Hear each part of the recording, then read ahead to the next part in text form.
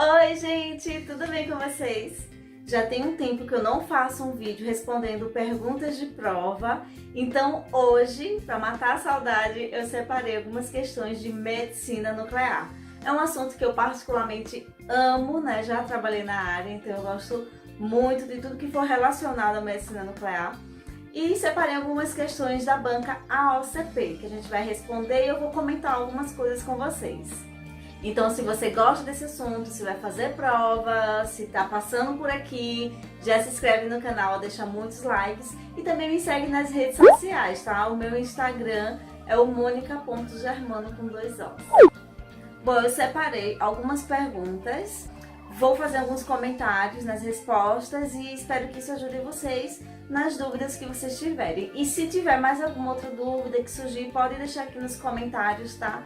Que depois eu respondo para vocês. Então a primeira pergunta é a seguinte: a formação da imagem na medicina nuclear segue necessariamente a seguinte sequência. Então ele vai dar uma série de sequências e quer que você diga qual é a correta. Então na letra A ele diz o seguinte: aquisição da imagem, administração do radiofármaco, tempo de concentração e processamento da imagem. Para responder essa pergunta, não precisa saber tudo de medicina nuclear, mas você precisa ter um conhecimento básico do que é a medicina nuclear, né? Qual o princípio de formação da imagem e como é que funciona.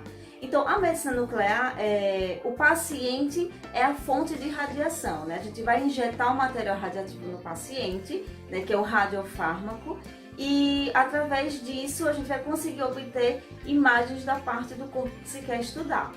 O aparelho que faz os exames da medicina nuclear é a gama-câmera. Ele não emite radiação. É o paciente que é a fonte radioativa que vai passar pelo aparelho e o aparelho vai detectar, né, os sinais de radiação que tiver ali no paciente.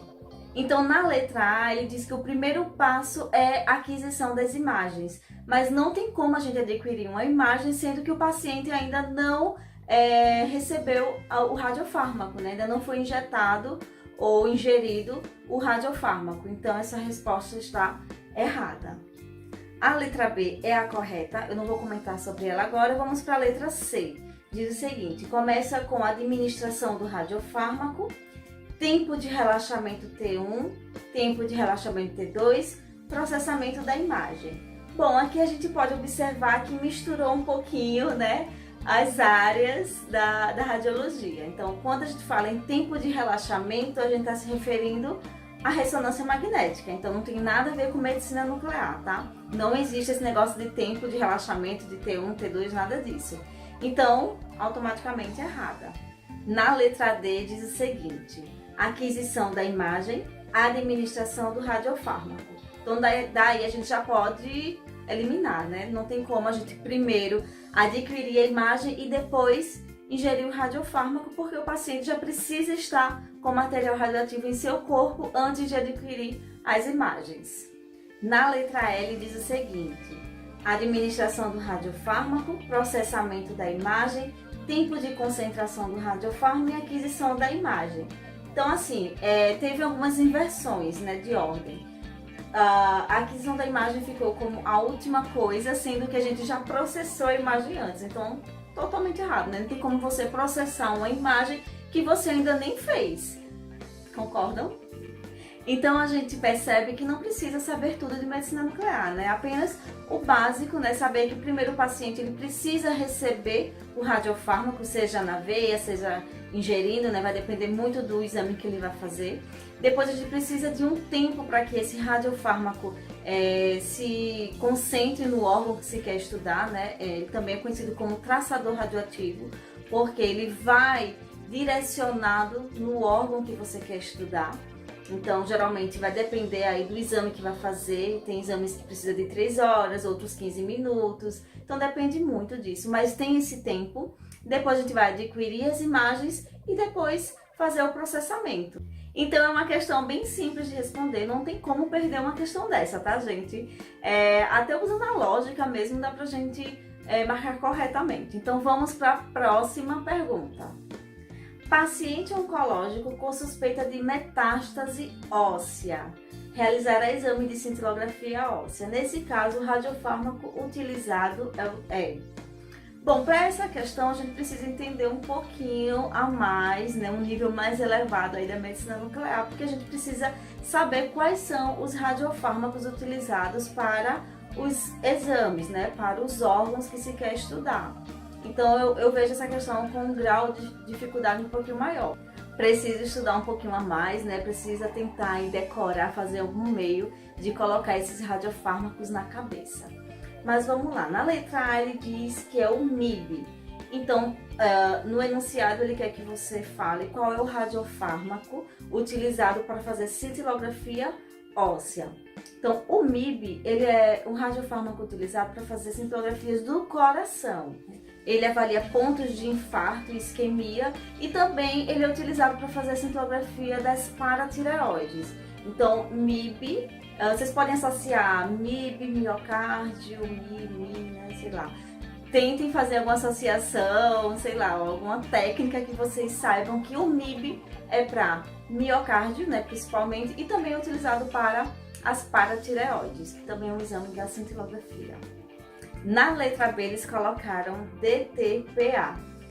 Só lembrando que nessas siglas são nomes bem estrambólicos, então para não falar o nome científico, né, completo, então a gente falam só as letras, uma sigla, né, para se referir aos radiofármacos. Então o DTPA, ele é um radiofármaco utilizado para fazer a cintilografia renal dinâmica. E ele avalia o quê? Vai avaliar a função glomerular dos rins, o fluxo sanguíneo renal, a via excretora renal, entre outras coisas, malformação também. Então, é um exame, né, da medicina nuclear que vai ali, estudar os rins. Lembrando que tem outro radiofármaco que também faz radiografia renal, porém estática, que é o DMSA. Então, a gente tem radiografias renais. Que radiografia, gente? Cintilografia. Lembrando que tem outro radiofármaco que também faz cintilografia renal, porém estática, que é o DMSA. Então a gente tem cintilografia renal dinâmica e estática, DTPA e DMSA.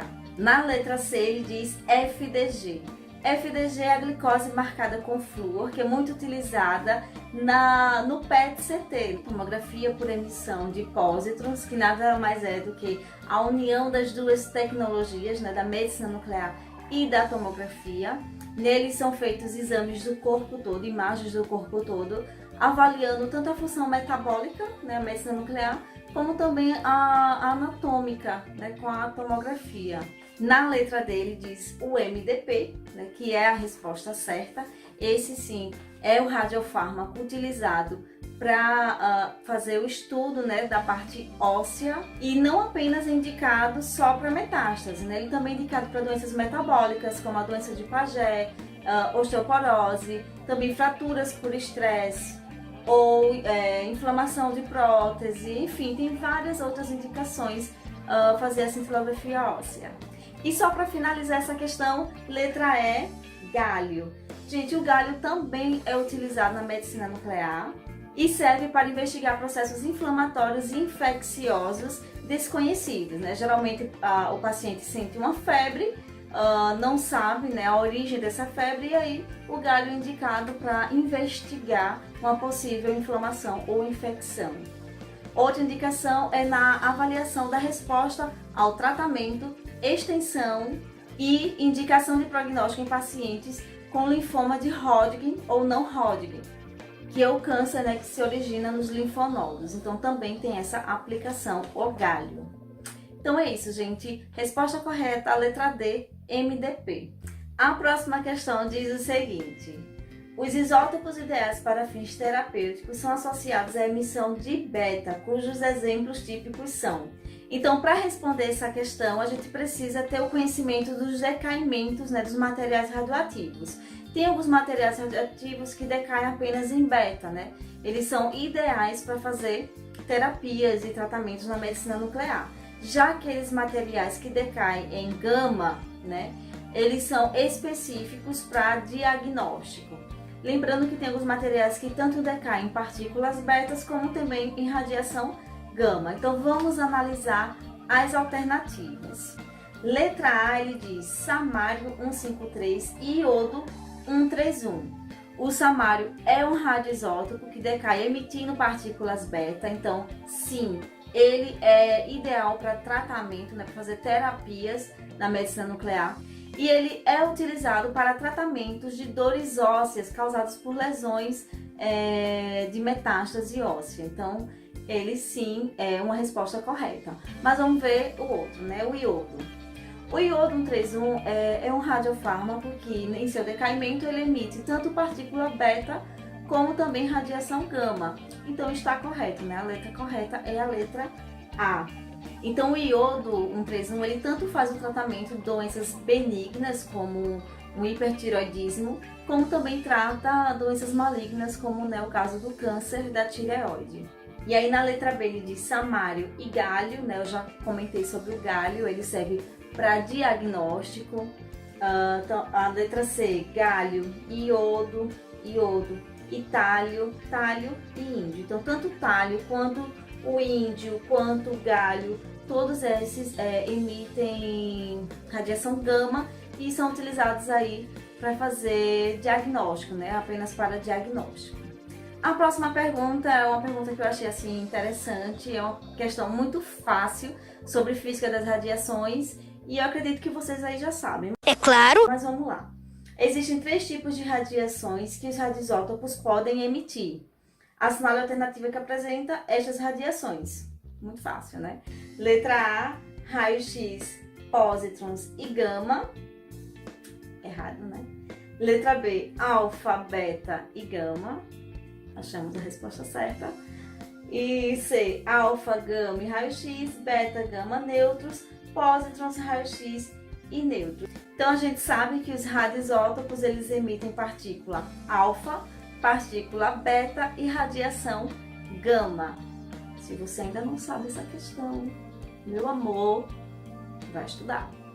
E para finalizar o vídeo de hoje, a última perguntinha sobre um assunto que eu também amo, que são as normas de radioproteção. E aí diz o seguinte: segundo a norma, né, a norma da CNEM 3.05, que ela baixa os requisitos de segurança e proteção radiológica na medicina nuclear, o serviço de medicina nuclear deve possuir as seguintes dependências, exceto, então vai dar todas as dependências que existem, né, precisam ter no serviço de medicina nuclear, exceto uma. Qual? Sala de espera exclusiva para pacientes injetados, fisicamente delimitada.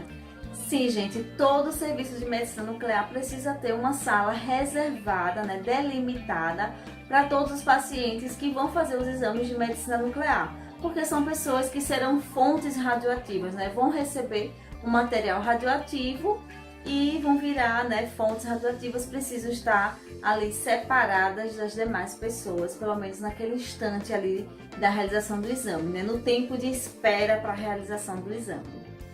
Letra B, sanitário exclusivo para pacientes injetados. A gente sabe que uma das formas de eliminação desse material radioativo, né, que foi injetado ou ingerido, é através do suor, da saliva, da urina. Então precisa ter um sanitário exclusivo para as pessoas que receberam esse medicamento. Por quê? Porque elas vão estar urinando algo radioativo, então é algo contaminante, tá bom? Na letra C diz, laboratório de manipulação e armazenamento de fontes radioativas em uso. Sim, precisa ter nesse espaço para que faça todas as manipulações, preparem os radiofármacos, separem as doses. Então tudo isso precisa ser em um local específico, né, para isso. Na letra D diz o seguinte, sala de administração de radiofármaco. Sim, precisa ter uma sala específica para estar injetando, administrando os radiofármacos, né? É um material radioativo e precisa também, né, ter algo específico para isso. Na letra E diz o seguinte, local destinado ao armazenamento permanente de rejeitos radioativos de meia-vida longa. Essa questão, gente, só tem uma palavrinha errada, que é o permanente. Na verdade, não é um local destinado ao armazenamento permanente. Esse armazenamento ele é provisório, né? Até que esse material radioativo decaia, né, o suficiente para que seja liberado como lixo biológico. Então essa é uma questão que quis jogar uma casquinha de banana ali, né, trocando o permanente por provisório. Mas mesmo assim eu acho muito difícil alguém essa questão, porque as outras alternativas também estavam muito corretas. Então, né, a resposta errada aí é a letra E. Então é isso, gente. Eu espero que essas questões ajudem vocês aí nos estudos para concurso público. Eu acho que eu falei um pouquinho rápido demais, sei lá, com medo do vídeo ficar muito grande, mas espero que vocês tenham entendido. E qualquer dúvida pode deixar aqui nos comentários, tá? Que eu respondo para vocês. Um beijo enorme, não se esqueça de se inscrever aqui no canal, deixar um like, me seguir nas redes sociais, tá bom? Encontro com vocês por lá. Beijo enorme e até o próximo. Tchau!